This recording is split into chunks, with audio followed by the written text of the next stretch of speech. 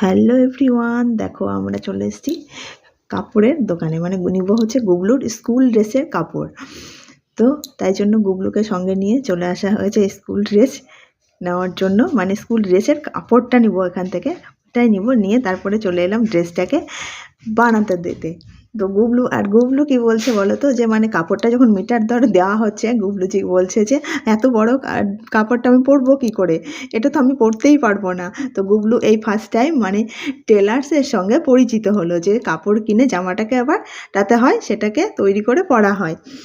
তো আর গুবলুর তো খুব মজা, গুবলুকে দেখে বুঝতে পারবে যে দেখো গুবলু খুব খুশি। গুবলুর যখন মাপ নিচ্ছিল জামা প্যান্টের, খুব ভালো লাগছিল, আরও খুব খুশিও হচ্ছিল। তো গুবলুর মানে নতুন জার্নি শুরু হচ্ছে, আর ও সত্যিই খুব খুশি, ওর খুশি দেখে সত্যি ভালো লাগছিল। তো এই ছিল আজকের ভিডিও। তো তোমরা কমেন্টে জানিও, আর গুবলুকে একটু আশীর্বাদ করো। গুবলুর তো নতুন জার্নি শুরু হচ্ছে, গুবলু ফার্স্ট টাইম স্কুল যাবে, তার ড্রেস তৈরি হয়ে গেল গুবলুর।